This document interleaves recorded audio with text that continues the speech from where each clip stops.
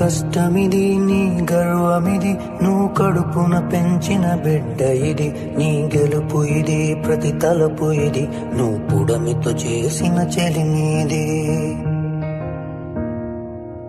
వ్యవసాయమనే నీ సాయముతో పులకరించిన నేల ఇది. మరి అందరి ఆకలి తీర్చిన చేతిని నోటికి నడిపే దారి అది.